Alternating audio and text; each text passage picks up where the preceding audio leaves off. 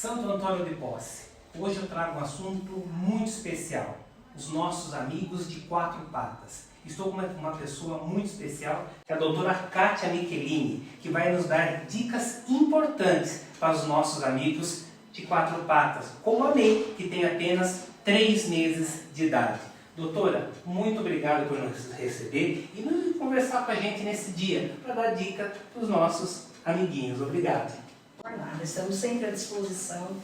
Meu nome é Kátia, eu sou formada na Universidade de Alfenas, já há 31 anos. Eu tenho uma clínica há 29 anos. O ano que vem nós estaremos comemorando 30 anos do Centro Médico Veterinário Almião. Eu acho muito importante a sua iniciativa de estar informando a população, porque hoje, cada dia, esses nossos amiguinhos de quatro patas estão cada vez mais envolvidos na nossa vida, no nosso dia a dia. Então é realmente muito importante que eles tenham um cuidado especial. Cada vez mais as pessoas estão procurando a companhia. Hoje, antigamente nós falávamos que era como se fosse da família, hoje não. É da família, é um membro da família. Então, a importância realmente dos cuidados, desde filhote, para poder procurar sempre informação, como que deve ser feito, a questão de alimentação, de vacinação. Então, nós aproveitamos hoje a May. Ela veio para a primeira consulta dela, a May é uma gatinha exótica, ela está com 3 meses. Então, ela veio de um gatil, ela já veio vermifugada, que é super importante. A primeira coisa, tanto cães e gatos, eles têm que ser vermifugados. E a vermifugação tem que ser repetida depois de 15 dias. Então, sempre o tutor, né, que antigamente chamávamos de proprietário, né, o tutor procurar uma clínica veterinária para se informar direitinho. Então, a primeira coisa, nós fazemos a vermifugação. No caso dela, já foi feito inclusive o reforço e hoje nós fizemos a primeira dose de vacina dela. Doutora, é muito importante essa dica, que hoje os animais fazem parte do nosso cotidiano. Não antigamente a gente pegava, não tinha nem muito cuidado, né? Hoje não, hoje é um carinho imenso.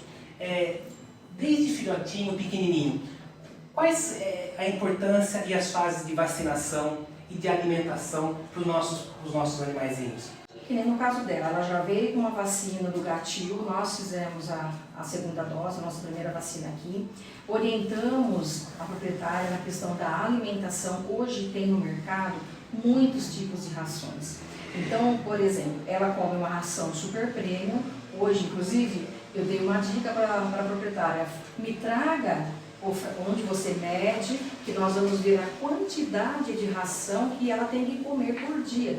E isso é muito importante, porque nós temos que trabalhar muito na prevenção. E uma das coisas que está ocorrendo hoje, por exemplo, é a obesidade, porque os animais comem sem controle, eles estão cada vez mais próximos, acabam comendo algumas coisas que nós comemos, que eles não deveriam. Então a gente tem que fazer a orientação. Isso tudo acontece na primeira vacina. Então nós vamos orientar o esquema de vacinação, tanto para cães quanto para gatos. Nós vamos orientar a vermifugação, a alimentação, qual tipo de ração que é necessária para cada porte, para cada animal. A gente avalia, nós chamamos de score corporal. Quais são as condições corporais dele, se ele está acima do peso, se ele está abaixo, e o que é necessário estar fazendo para nós estarmos revertendo isso. Então, a importância, que nem o gatinho, por exemplo, ele tem que já estar sendo acostumado a fazer o xixi, o cocô na areinha, tem a caixa de areia própria, essa areia tem que ser limpa diariamente. Muitas vezes o gato ele deixa de fazer xixi e cocô simplesmente porque a caixa está suja. Ele se nega a defecar ou urinar naquele lugar. Tá? Então nós temos que todas essas orientações são feitas na primeira consulta. Ela está ronronando aqui nas minhas mãos. Então a gente tem que orientar direitinho, inclusive estimular, porque nós não podemos esquecer, por exemplo, o gato. Nós tiramos o gato da natureza, onde ele brincava, ele caçava, ele fazia tudo, e hoje, cada vez nós estamos em espaços mais reduzidos, casas menores, apartamentos, e as pessoas querem uma companhia. Então, inclusive, hoje o número de gatos tem crescido demais. E também cachorros pequenos, das raças toys, né? Por isso, nós temos que deixá-los em condições favoráveis, que é o que nós chamamos de bem-estar animal. O bem-estar não é questão só de cuidar, mas o que nós vamos oferecer para esse gato, para ele brincar, para ele gastar a energia dele, para ele mimetizar, por exemplo, uma caça. Então, tudo isso nós fazemos na orientação da primeira consulta. Qual tipo de comedouro, por exemplo, é ideal para um gatinho nessa idade, ou para um cachorro? Qual a quantidade de ração que ele vai comer? Quais os tipos de brinquedos? Hoje nós temos inúmeros tipos de brinquedos para caridade, tanto para o gatinho quanto para o filhote de cão, para a gente justamente estimular. Então, desde filhote, ao mesmo tempo, hoje eu atendi uma gatinha pela manhã, também veio na verdade, para uma orientação para castração, nunca tinha ido no veterinário. Então, ela não se sentia bem em cima da mesa. Ela não sabia como deixar ser manipulada. Então, tudo isso a gente vai acabando ensinando o animal a deixar ser tratado. Então, isso é muito importante, as pessoas estarem procurando as orientações do que deve ser feito e, principalmente, o que não pode ser feito. Doutora, tem uma dica importante que a senhora pode nos dar, é referente aos nossos vira-latas. Tanto o cachorrinho vira-lata, quanto o gatinho vira-lata, que carinhosamente é vira-lata. Muitas pessoas pegam ração e misturam com arroz, com macarrão, para dar mais volume, para sustentar o animal.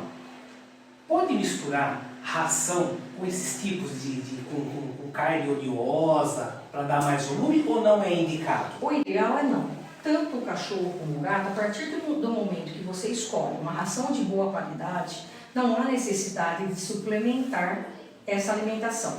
A não ser quando você usa uma ração de baixa qualidade, que nós chamamos de ração de combate, né? Então, às vezes, o animal, para comer, já que não tem a palatabilidade boa, você tem que misturar alguma coisa. Mas não adianta, porque você vai estar desbalanceando, dando uma dieta desbalanceada para esse animal, principalmente mais cuidado ainda com a questão filhote, que ele está em crescimento, em formação.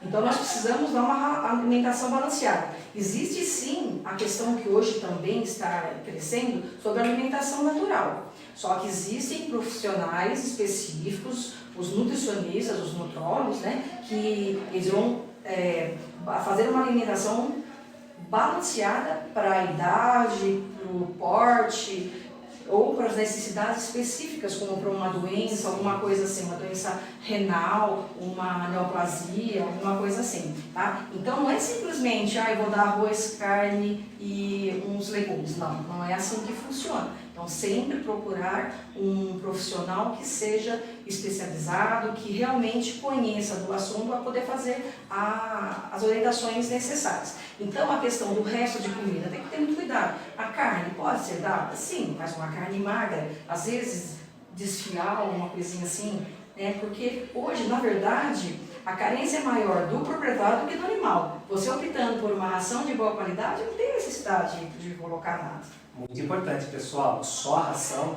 é o alimento necessário para os nossos animaizinhos. Doutora, outra dúvida assim que nos corre, muita gente hoje tem cachorro e gatos e de repente assumem outros animais e não castra. E aí tem vários filhotes e acabam abandonando, até mesmo sendo um crime, jogando esse animal à beira de pistas, em lotes vazios. A castração, como é que ela funciona? Ela é ideal de que idade? A senhora sugere para gato e cachorro? Sim, a orientação que nós fazemos é que esses animais sejam castrados, somente gato, tanto o macho quanto a fêmea, que foge de casa, a pessoa às vezes não tem, é mais difícil para segurar em casa, né? Então a castração deve ser feita assim, por volta de 4, 5 meses de idade no gato, porque a fêmea principalmente pode entrar no cio, né, a partir de 5 meses, mais ou menos, isso varia muito de animal para animal. E só que o principal, então a pessoa vindo já com 60 dias, nós damos início ao esquema de vacinação e já fazemos toda essa orientação. Então nós temos a data para vermifugação, data para vacinação e já fazemos a programação dessa castração, tanto no macho quanto na fêmea. No cachorro é a mesma coisa, tem que ser feita, inclusive tem um trabalho que a gente sempre cita, inclusive esses proprietários, mostrando que a castração precoce diminui bastante a chance da cachorra ter tumor de mama. Então a gente tem que fazer essa orientação. Tem gente que não gosta, que fala, vou deixar ter o primeiro cio, mas hoje está comprovado que não há problema nenhum da gente fazer a castração antes do primeiro cio. Não precisa ser uma castração precoce. Também fazemos o esquema de vacinação por volta de 6 meses para 6, 7 meses, nós realizamos a castração. O macho é a mesma coisa, para evitar. Por quê? O macho ele acaba saindo na rua para brigar, por causa de atrás de cadelas no cio, corre o risco de se perderem, de serem roubados, correm o risco de serem atropelados, então tem que castrar também. Ok. Uma dúvida agora meio exótica, né, que eu tenho, a senhora pode me ajudar. Quando nasce o filhotinho, principalmente nos cachorros, por estética, há algumas pessoas que cortam o rabinho do cachorro, né? Só para deixar o cachorro mais bonito, tal, da raça tal.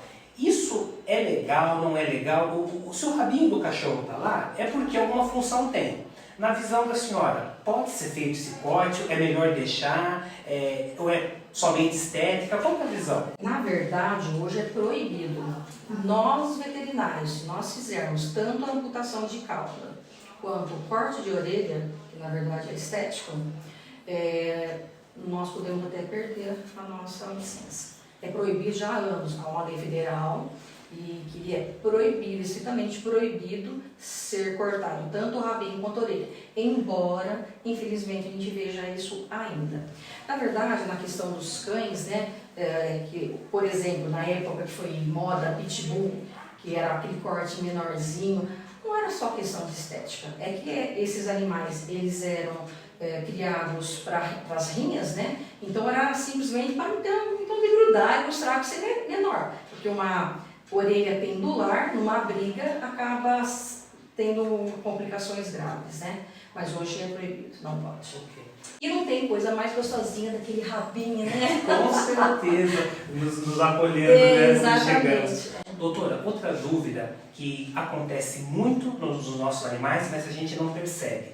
Ansiedade e depressão nos nossos animais. Pode dar uma dica pra gente? Qual que é o primeiro sinal que a gente pode notar e o que fazer para ajudar esses nossos animais? Então, a questão da ansiedade, por exemplo, como nós já conversamos, hoje os animais ficam dentro de apartamentos, de casas pequenas, muitas vezes a pessoa mora sozinha, tem o animal como uma maravilhosa companhia, né? E tem animal que fica assim depressivo. Por isso, a necessidade de procurar um profissional para orientar o que nós vamos oferecer para que esse animal tenha, né, um entretenimento, alguma coisa que possa brincar, que possa os ossos hoje para roer com segurança, a questão dos brinquedos. Hoje tem canal que você deixa ligado para o animal assistir durante o dia, entendeu? Então, são muitas as opções de brinquedos, tanto para cães como para gatos, como rampa. Gatos têm os arranhadores, que eu brinco, que são como hotéis 5 estrelas, de 3 andares, com várias opções para eles brincarem, mas quando são vários animais, e com isso você estimula e promove o que nós queremos, que é o bem-estar animal. Sim, sim. Doutora, outra dúvida que nos gera, além da depressão, que às vezes a gente acaba trabalhando muito, eles ficam muito sozinhos em casa, né? E não tem o que fazer. Então você acha que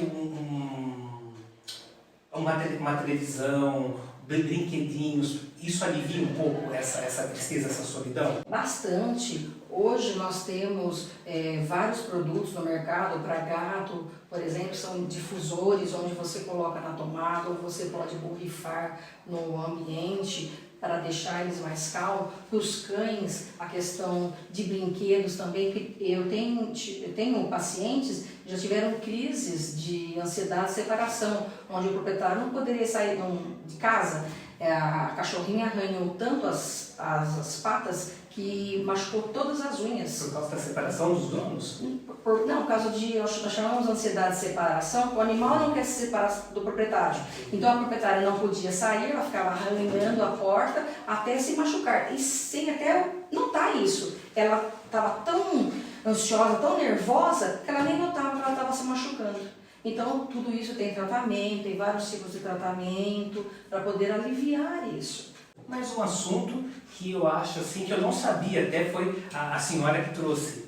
Gripe canina, gripe em gato, principalmente nessa época de inverno. Existe isso realmente? Na verdade, os animais têm doenças virais, como nós temos. Por exemplo, no gato eles têm a rinotraqueite, que é uma das doenças que constam na vacina que nós fazemos quando filhotes, depois temos que fazer a revacinação anual. Outra coisa muito importante, não é só filhote que tem que tomar vacina. Filhote de cão e gato, nós fazemos aquele esquema inicial e depois, uma vez por ano, eles têm que fazer o reforço. Uma dose da raiva e uma dose das outras doenças virais. Então o gato tem a rinotraqueite, o cão ele tem a traqueobronquite, que é muito comum aqui na nossa região, onde o animal parece que ele está engasgado, ele fica tossindo, e também tem a sinomose. A sinomose é uma velha doença, o pessoal antigamente chamava, né, da doença que descadera. Infelizmente, essa época começa a aparecer alguns casos. Daí a importância da vacinação. Doutor, agora um assunto que é delicado e muito chato. As pessoas que agridem animais. Você vê donos batendo, até mesmo cometendo crimes, né, de aqueles venenos para gatos, para cachorros. Sempre quando acontecer isso, a gente como protetor do animal, do bem-estar animal, tem que chamar a polícia, não pode passar isso em branco. Tem que vir. Doutora, um assunto muito chato. Muitas pessoas agridem animais, muitas pessoas envenenam animais cometendo crimes. Devemos chamar a polícia? Existe algum órgão de controle que consiga proteger esses animais desses crimes que acontecem? Sim, é nosso dever e nossa obrigação, né? Se nós depararmos com um caso de maus tratos, nós temos que acionar ou a Polícia Militar ou a Guarda Municipal. Eles vão averiguar esse caso, ver se realmente esse animal está sofrendo maus tratos. Hoje nós temos aqui em Amparo uma comissão da OAB, eles criaram uma comissão de maus tratos animais, também pode ser feita a denúncia na OAB. E já teve vários casos, inclusive nós estamos acompanhando um animal que foi resgatado em outubro de maus tratos, agora ele já está bem, ele está com uma família nova, maravilhosa, que o acolheu com muito carinho. Hoje ele é outro cachorro.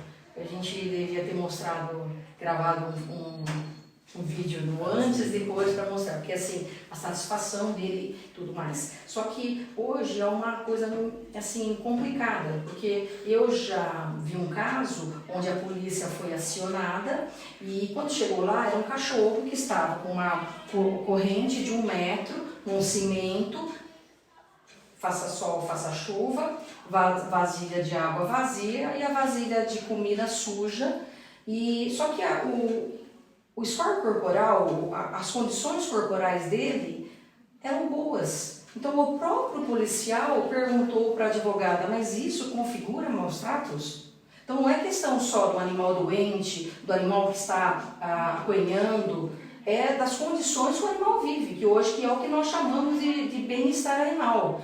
Esse animal tem acesso, quanto ele anda, onde ele fica, está limpo, está calor, está frio, está na chuva. Às vezes a gente acaba até se intrometendo, né? Eu já me envolvi numa situação porque tinha uma pessoa com 2 cachorros em cima de uma caçamba, à 1h30 da tarde, um sol de verão, e os cachorros sapateando porque eles não conseguiam ficar presos. E eu abordei essa pessoa e ainda teve uma discussão, porque ele não aceitou que eu Mas é isso que a gente tem que observar, tá?